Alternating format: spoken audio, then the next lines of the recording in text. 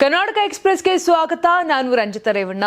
ರಾಜ್ಯ ವಿಧಾನ ಪರಿಷತ್ ಚುನಾವಣೆಯ ಅಡ್ಡ ಮತದಾನದ ಬಳಿಕ ರಾಜ್ಯ ಬಿಜೆಪಿಯಲ್ಲಿ ಸಂಘಟನಾ ಬದಲಾವಣೆ ಕುರಿತ ಚರ್ಚೆಗಳು ಮತ್ತೆ ಜೋರಾಗಿವೆ.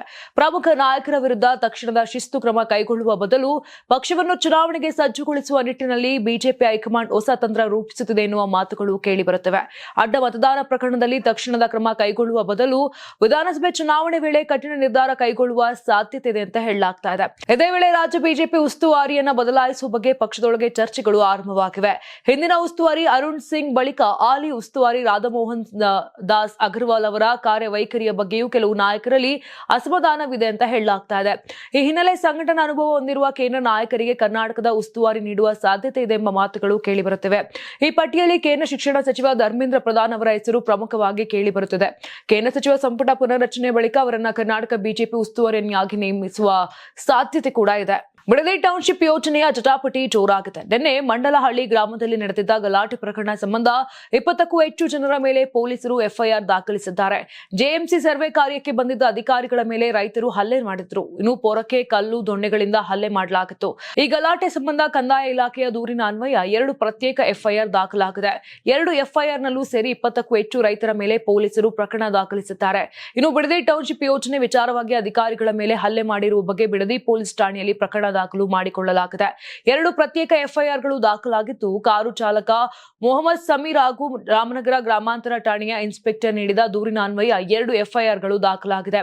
ಕಾರು ಚಾಲಕ ನೀಡಿದ ದೂರಿನ ಮೇರೆಗೆ ರೈತರಾದ ಪ್ರಕಾಶ್, ನಾಗರಾಜ್, ಕೃಷ್ಣ, ಯಶವಂತ್, ರೇವಣ್ಣ, ಜಯಮ್ಮ, ಭಾಗ್ಯ, ಮೋಹನ್, ವರಲಕ್ಷ್ಮಿ, ಹರೀಶ್ ಹಾಗೂ ಇತರರ ವಿರುದ್ಧ ದೂರು ದಾಖಲಿಸಿದ್ದಾರೆ.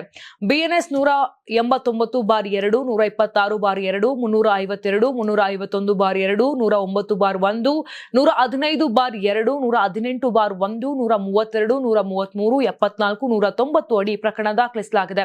ಮತ್ತೊಂದೆಡೆ ಇನ್ಸ್ಪೆಕ್ಟರ್ ಮುರಳಿ ನೀಡಿದ ದೂರಿನ ಅನ್ವಯ ಪ್ರಕರಣ ಅಪರಿಚಿತ ರೈತರ ವಿರುದ್ಧ ಬಿಎನ್ಎಸ್ 189/2, 126/2, 352, 351/2, 109/1, 115/2, 118/1, 132, 133, 74, 190 ಅಡಿ ಪ್ರಕರಣ ದಾಖಲಿಸಲಾಗಿದೆ.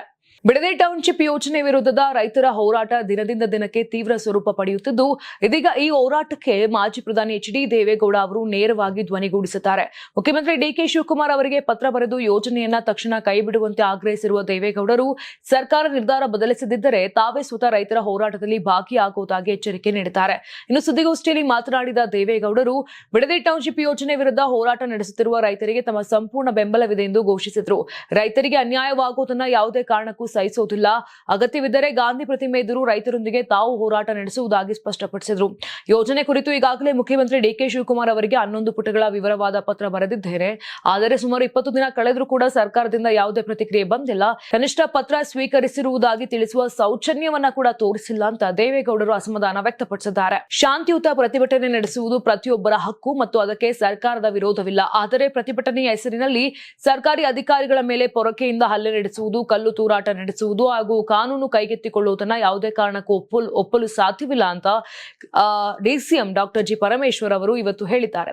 ಇನ್ನು ಸುದ್ದಿಗಾರರೊಂದಿಗೆ ಮಾತನಾಡಿದಂತ ಅವರು ಬಿಡದಿ ಟೌನ್ಶಿಪ್ ಯೋಜನೆ ವಿರೋಧಿಸಿ ನಡೆಯುತ್ತಿರುವ ರೈತರ ಪ್ರತಿಭಟನೆ ಕುರಿತು ಪ್ರತಿಕ್ರಿಯೆ ನೀಡಿದರು. ಶಾಂತಿಯುತ ಪ್ರತಿಭಟನೆ ನಡೆಸುವುದು ಪ್ರತಿಯೊಬ್ಬರ ಹಕ್ಕು ಮತ್ತು ಅದಕ್ಕೆ ಸರ್ಕಾರದ ವಿರೋಧವಿಲ್ಲ ಎಂದರು. ಇನ್ನು ಆದರೆ ಪ್ರತಿಭಟನೆಯ ಹೆಸರಿನಲ್ಲಿ ಸರ್ಕಾರಿ ಅಧಿಕಾರಿಗಳ ಮೇಲೆ ಪೊರಕೆಯಿಂದ ಹಲ್ಲೆ ನಡೆಸುವುದು, ಕಲ್ಲು ತೂರಾಟ ನಡೆಸುವುದು ಹಾಗೂ ಕಾನೂನನ್ನ ಕೈಗೆತ್ತಿಕೊಳ್ಳುವುದು ಯಾವುದೇ ಕಾರಣಕ್ಕೂ ಒಪ್ಪಲು ಸಾಧ್ಯವಿಲ್ಲ. ಇಂತಹ ಘಟನೆಗಳ ವಿರುದ್ಧ ಕಾನೂನು ಪ್ರಕಾರವೇ ಕ್ರಮ ಕೈಗೊಳ್ಳಲಾಗುವುದು ಅಂತ ಎಚ್ಚರಿಕೆ ಕೂಡ ಕೊಟ್ಟಿದ್ದಾರೆ. ಸಚಿವ ಕೃಷ್ಣ ಬೈರೇಗೌಡ ಅವರ ಕಾರ್ಯವೈಖರಿಯನ್ನ ಮಾಜಿ ಪ್ರಧಾನಿ ಎಚ್.ಡಿ. ದೇವೇಗೌಡರು ಮುಕ್ತ ಕಂಠದಿಂದ ಶ್ಲಾಘಿಸಿದ್ದಾರೆ. ಇಂದು ಬಿಡದಿ ಟೌನ್ಶಿಪ್ ವಿಚಾರದ ಬಗ್ಗೆ ಜೆಪಿ ಭವನದಲ್ಲಿ ಎಚ್.ಡಿ. ತುರ್ತು ಸುದ್ದಿಗೋಷ್ಠಿಯನ್ನ ನಡೆಸಿದ್ರು. ಇನ್ನು ಈ ವೇಳೆ ಕೇಳಲಾದ ಪ್ರಶ್ನೆಗೆ ರಾಜಕೀಯವೇ ಬೇರೆ, ಮಾಡುವ ಕೆಲಸವೇ ಬೇರೆ. ಕೃಷ್ಣ ಬೈರೇಗೌಡ ಅವರು ಬೆಂಗಳೂರು ನಗರ ಜಿಲ್ಲಾ ಉಸ್ತುವಾರಿ ಅಧಿಕಾರ ವಹಿಸಿಕೊಂಡಾಗಿನಿಂದಲೂ ಅತ್ಯುತ್ತಮವಾಗಿ ಕಾರ್ಯನಿರ್ವಹಿಸುತ್ತಿದ್ದಾರೆ ಅಂತ ಮೆಚ್ಚುಗೆಯನ್ನ ವ್ಯಕ್ತಪಡಿಸಿದ್ರು. ವಿಶೇಷವಾಗಿ ಬೀದಿ ವ್ಯಾಪಾರಿಗಳಿಗೆ ಪರ್ಯಾಯ ವ್ಯವಸ್ಥೆ ಕಲ್ಪಿಸುವ ಮತ್ತು ಅವರನ್ನು ಸೂಕ್ತ ಜಾಗಕ್ಕೆ ಸ್ಥಳಾಂತರಿಸುವ ನಿಟ್ಟಿನಲ್ಲಿ ಅವರು ಮಾಡುತ್ತಿರುವ ಕೆಲಸಗಳು ಶ್ಲಾಘನೀಯ ಅಂತ ಹೇಳಿದ್ರು. ಸಾಮಾನ್ಯವಾಗಿ ಆಡಳಿತ ಪಕ್ಷದ ವಿರುದ್ಧ ತೀಕ್ಷ್ಣ ವಾಗ್ದಾಳಿ ನಡೆಸುವ ದೇವೇಗೌಡರು ವಿಪಕ್ಷದಲ್ಲಿದ್ದರೂ ಸಚಿವರೊಬ್ಬರ ಸಾರ್ವಜನಿಕ ಹಿತಾಸಕ್ತಿಯ ಕೆಲಸವನ್ನ ಗುರುತಿಸಿ ಬೆನ್ನು ತಟ್ಟುತ್ತಿರುವುದು ವಿಶೇಷವಾಗಿತ್ತು.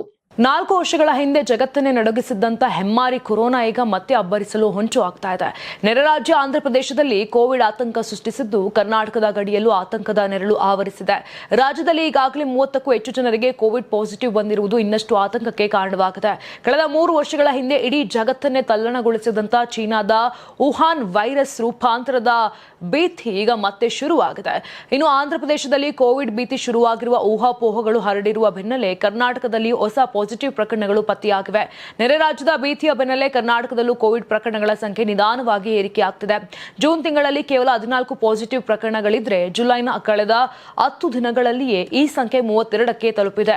ಒಟ್ಟು 193 ಶಂಕಿತರನ್ನ ಪರೀಕ್ಷೆಗೆ ಒಳಪಡಿಸಿದಾಗ 32 ಜನರಲ್ಲಿ ಸೋಂಕು ದೃಢಪಟ್ಟಿದೆ. ಆದಿಚುಂಚನಗಿರಿ ಮಠಕ್ಕೆ ಸೇರಿದ ಬರೋಬ್ಬರಿ 120 ಕೋಟಿ ರೂಪಾಯಿ ಮೌಲ್ಯದ ಜಮೀನಿಗೆ ನಕಲಿ ದಾಖಲೆ ಸೃಷ್ಟಿಸಿ ವಂಚಿಸಿದ್ದ ಜಾಲವನ್ನ ಕೆಂಗೇರಿ ಪೊಲೀಸರು ಭೇದಿಸಿದ್ದಾರೆ. ಈ ಹೈಟೆಕ್ ಮತ್ತು ರೋಚಕ ವಂಚನೆ ಪ್ರಕರಣದಲ್ಲಿ ತೊಡಗಿದ್ದ 6 ಜನ ಸರ್ಕಾರಿ ಅಧಿಕಾರಿಗಳು ಹಾಗೂ ರೌಡಿ ಶೀಟರ್ ಸೇರಿದಂತೆ ಒಟ್ಟು 11 ಜನರನ್ನ ಪೊಲೀಸರು ಅರೆಸ್ಟ್ ಮಾಡಿದ್ದಾರೆ. ಸುಮಾರು 30 ವರ್ಷಗಳ ಹಿಂದೆ ಭಕ್ತರು ಆದಿಚುಂಚನಗಿರಿ ಮಠಕ್ಕೆ ಕೆಂಗೇರಿ ಹೋಬಳಿಯ ಕಬ್ಬಳಿಪುರ ಗ್ರಾಮದ ಸರ್ವೆ ನಂಬರ್ 43ರಲ್ಲಿ ಒಟ್ಟು 45 ಎಕರೆ ಜಮೀನನ್ನ ಕಾಣಿಕೆಯಾಗಿ ನೀಡಿದ್ರು.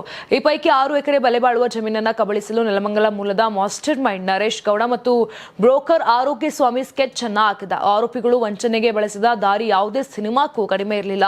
ಮಠದ ಜಮೀನಿನ ಮೂಲ ಮಾಲೀಕರ ಹೆಸರೇ ಇರುವ ಸತ್ತ ವ್ಯಕ್ತಿಯೊಬ್ಬ ಇವರಿಗೆ ಬೇಕಾಗಿತ್ತು. ಇದಕ್ಕಾಗಿ ಸ್ಮಶಾನಗಳಿಗೆ ಅಲೆದಾಡಿದ ಕದಿಮರು ಕೊನೆಗೆ ಮೂಲ ಮಾಲೀಕನ ಹೆಸರೇ ಇದ್ದ ವ್ಯಕ್ತಿಯ ಸಮಾಧಿಯೊಂದನ್ನ ಪತ್ತೆ ಮಾಡಿದ್ರು. ಆ ಸಮಾಧಿಯ ಮೇಲಿದ್ದ ಹೆಸರಿನ ಆಧಾರದ ಮೇಲೆ ಅವರ ಕುಟುಂಬವನ್ನ ಸಂಪರ್ಕ ಮಾಡಿದ್ರು. ಈ ರೀತಿಯಾಗಿ ಎಷ್ಟು ದೊಡ್ಡ ಮಠದ ಜಮೀನನ್ನ ಕಬಳಿಸಿದ್ರು ಈ ಕದಿಮರು. ಕಲಬುರಗಿ ಕೇಂದ್ರ ಕಾರಾಗೃಹದಿಂದ 3 ಸಜಾ ಕೈದಿಗಳು ಪರಾರಿಯಾಗಿದ್ದು ಈ ಘಟನೆ ಭಾರಿ ಸಂಚಲನಕ್ಕೆ ಕಾರಣವಾಗಿದೆ. ಮಂಗಳವಾರ ಮುಂಜಾನೆ ಅಂದ್ರೆ ಇವತ್ತು ಮುಂಜಾನೆ ಸುಮಾರು 3 ಗಂಟೆ ವೇಳೆಗೆ ಜೈಲಿನ ಸುಮಾರು 15ರಿಂದ 20 ಅಡಿ ಎತ್ತರದ ಕಾಂಪೌಂಡ್ ಗೋಡೆ ಹಾರಿ ಕೈದಿಗಳು ತಪ್ಪಿಸಿಕೊಂಡಿದ್ದಾರೆ ಅಂತ ತಿಳಿದು ಬಂದಿದೆ. ಪರಾರಿಯಾದ ಕೈದಿಗಳನ್ನ ಮಸ್ತಾನ್, ಸಂತೋಷ್ ಹಾಗೂ ಸಾಗರ್ ಎಂದು ಗುರುತಿಸಲಾಗಿದೆ. ಇವರು ಬೀದರ್ ಜಿಲ್ಲೆಯ ಕೊಲೆ ಪ್ರಕರಣವೊಂದರಲ್ಲಿ ಶಿಕ್ಷೆಗೆ ಒಳಗಾಗಿ ಕಲಬುರಗಿ ಕೇಂದ್ರ ಕಾರಾಗೃಹದಲ್ಲಿ ಶಿಕ್ಷೆಯನ್ನು ಅನುಭವಿಸುತ್ತಿದ್ದರು. ಘಟನೆ ಸಂಬಂಧ ಫರಾತ್ಬಾದ್ ಪೊಲೀಸ್ ಠಾಣೆಯಲ್ಲಿ ಪ್ರಕರಣ ದಾಖಲಾಗಿದ್ದು ತನಿಖೆ ಕೂಡ ಮುಂದುವರೆದಿದೆ.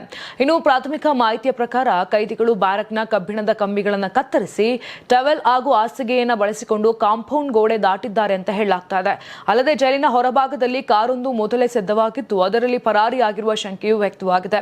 ಈ ಬೆಳವಣಿಗೆ ಹಲವು ಪ್ರಶ್ನೆಗಳನ್ನು ಹುಟ್ಟುಹಾಕಿದೆ. ಕೈದಿಗಳು ಹಲವು ದಿನಗಳಿಂದಲೇ ಯೋಜನೆ ರೂಪಿಸಿ ಪರಾರಿಯಾಗಿದ್ದಾರೆಯೇ ಅಥವಾ ಜೈಲಿನೊಳಗೆ ಇಷ್ಟೊಂದು ಸಿದ್ಧತೆ ನಡೆದರೂ ಕೂಡ ಸಿಬ್ಬಂದಿಗೆ ಮಾಹಿತಿ ಇರಲಿಲ್ವಾ ಅಥವಾ ಭದ್ರತಾ ಲೋಪ ಸಂಭವಿಸಿದ್ಯಾ ಎಂಬ ಅನುಮಾನಗಳು ಮೂಡಿವೆ.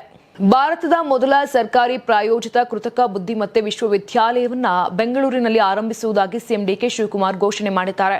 ಇನ್ನು ಬೆಂಗಳೂರು ಅಂತಾರಾಷ್ಟ್ರೀಯ ವಸ್ತು ಪ್ರದರ್ಶನ ಕೇಂದ್ರದಲ್ಲಿ ಮಂಗಳವಾರ ನಡೆದ ಗೂಗಲ್ ಐಒ ಕನೆಕ್ಟ್ ಕಾರ್ಯಕ್ರಮದಲ್ಲಿ ಮಾತನಾಡಿದರು. ಕರ್ನಾಟಕವನ್ನು ಎಐ ನೇಟಿವ್ ರಾಜ್ಯವನ್ನಾಗಿ ರೂಪಿಸುವುದು ಹಾಗೂ ಆಡಳಿತ ಮತ್ತು ಸಾರ್ವಜನಿಕ ಸೇವೆಗಳ ವಿತರಣೆಯಲ್ಲಿ ಎಐ ತಂತ್ರಜ್ಞಾನವನ್ನು ಸಂಯೋಜಿಸುವುದು, ಎಐ ಪ್ರತಿಭೆಗಳನ್ನು ಅಭಿವೃದ್ಧಿಪಡಿಸಲು, ಸುಧಾರಿತ ಸಂಶೋಧನೆಯನ್ನು ಉತ್ತೇಜಿಸಲು ಮತ್ತು ಶಿಕ್ಷಣ ಸಂಸ್ಥೆಗಳು, ಉದ್ಯಮ ಹಾಗೂ ಸರ್ಕಾರದ ನಡುವೆ ಸಹಯೋಗವನ್ನು ಬೆಳೆಸಲು ಕೃತಕ ಬುದ್ಧಿಮತ್ತೆ ವಿಶ್ವವಿದ್ಯಾಲಯವನ್ನು ಸ್ಥಾಪಿಸಲಾಗುವುದು ಅಂತ ಹೇಳಿದರು. ಇನ್ನು ಎಐ ಸಹಾಯದ ಬೋಧನೆಯ ಮೂಲಕ ಶಿಕ್ಷಣ ಕ್ಷೇತ್ರ, ರೋಗಗಳ ಮುಂಚಿತ ಪತ್ತೆ ಮತ್ತು ಉತ್ತಮ ವೈದ್ಯಕೀಯ ಬೆಂಬಲದ ಮೂಲಕ ಆರೋಗ್ಯ ಕ್ಷೇತ್ರ, ರೈತರಿಗೆ ಎಐ ಚಾಲಿತ ಸಲಹಾ ಸೇವೆಗಳ ಮೂಲಕ ಕೃಷಿ ಕ್ಷೇತ್ರ, ವೇಗದ ಮತ್ತು ಜನಸ್ನೇಹಿ ವಿತರಣೆಯ ಮೂಲಕ ಸರ್ಕಾರಿ ಸೇವೆಗಳು, ಎಐ ಪರಿಕರಗಳನ್ನು ಬಳಸಿಕೊಂಡು ಸ್ಪರ್ಧಾತ್ಮಕತೆಯನ್ನು ಹೆಚ್ಚಿಸುವ ಮೂಲಕ ಸಣ್ಣ ಉದ್ಯಮಗಳಲ್ಲಿ ಬದಲಾವಣೆ ತರಲಾಗುವುದು ಅಂತ ಇದೇ ಸಮಯದಲ್ಲಿ ಡಿಕೆ ಶಿವಕುಮಾರ್ ಹೇಳಿದ್ದಾರೆ. ಕಾನೂನು ರಕ್ಷಿಸುವವನೇ ರಾಕ್ಷಸನಾಗಿ ಬದಲಾಗಿರುವ ಆಘಾತಕಾರಿ ಘಟನೆಯೊಂದು ಬೆಂಗಳೂರಿನಲ್ಲಿ ಬೆಳಕಿಗೆ ಬಂದಿದೆ. ಇನ್ನು ಉದ್ಯಮಿಯೊಬ್ಬರಿಗೆ 50 ಲಕ್ಷ ರೂಪಾಯಿ ಬೇಡಿಕೆ ಇಟ್ಟು ಲೋಕಾಯುಕ್ತ ಟ್ರ್ಯಾಪ್ಗೆ ಒಳಗಾಗಿ ಸಸ್ಪೆಂಡ್ ಆಗಿದ್ದ ಪಿಎಸ್ಐ ಇದೀಗ ಪತ್ನಿ ಮತ್ತು ಮಾವನ ಮೇಲೆಯೇ ಮಚ್ಚು ಬೀಸಿ ಕೊಲೆಗೆ ಯತ್ನಿಸಿದ ಆರೋಪ ಕೇಳಿಬಂದಿದೆ.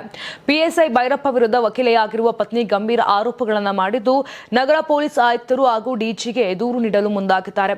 5 ವರ್ಷದ ಹಿಂದೆ ಪಿಎಸ್ಐ ಭೈರಪ್ಪ ಜೊತೆ ಸಂತ್ರಸ್ತೆಯ ಮದುವೆಯಾಗಿತ್ತು. ಆರಂಭದಲ್ಲಿ 3 ವರ್ಷ ಪತ್ನಿಯನ್ನ ಚೆನ್ನಾಗಿಯೇ ನೋಡಿಕೊಂಡಿದ್ದ ದಂಪತಿಗೆ 3 ವರ್ಷದ ಒಂದು ಹೆಣ್ಣು ಮಗು ಕೂಡ ಇದೆ. ಅದಾದ ಬಳಿಕ ಮನೆಗೆ ಯುವತಿಯನ್ನ ಕರೆದುಕೊಂಡು ಬರ್ತಿದ್ದ. ಇದರ ಬಗ್ಗೆ ಪತ್ನಿ ಕುಟುಂಬಸ್ಥರಿಗೆ ತಿಳಿಸಿದ್ರು. ಅಂದಿನಿಂದ ಕುಡಿದು ಬಂದು ಪತ್ನಿ ಜೊತೆಗೆ ನಿತ್ಯ ಗಲಾಟೆಯನ್ನ ಮಾಡ್ತಿದ್ದಂತೆ. ನಾನು ಮದುವೆ ಆಗಿದ್ದೆ, ನೀನು ಹಣ ತರ್ತೀಯ ಅಂತ ನಿಮ್ಮ ಅಪ್ಪನ ಮನೆಯಿಂದ 50 ಲಕ್ಷ ರೂಪಾಯಿ ಹಣ ತಂದ್ಕೊಡು, ಇಲ್ಲಿದ್ರೆ ನೀನು ಬೇಡ ಅಂತ ನಿತ್ಯ ಕಿರುಕುಳವನ್ನ ಕೊಡ್ತಿದ್ದಂತೆ. ಇನ್ನು ಹಲ್ಲೆ ಕೂಡ ಮಾಡಿದ್ದಾನೆ ಅಂತ ಪತ್ನಿ ಆರೋಪವನ್ನ ಮಾಡಿದ್ದಾರೆ. ನೋಡಿದ್ರಲ್ಲ, ಇದಿಷ್ಟು ಆಗಿತ್ತು ಇಂದಿನ ರಾಜ್ಯದ ಪ್ರಮುಖ ಸುದ್ದಿಗಳು. ನಾಳೆ ಮತ್ತೆ ಇದೇ ರೀತಿಯಾಗಿ ಕರ್ನಾಟಕ ಎಕ್ಸ್ಪ್ರೆಸ್ ನಲ್ಲಿ ಭೇಟಿ ಆಗೋಣ. ಅಲ್ಲಿವರೆಗೂ ನೋಡ್ತಾ ಇರಿ ಕರ್ನಾಟಕ ಟಿವಿ, ಇದು ಕನ್ನಡಿಗರ ಧ್ವನಿ.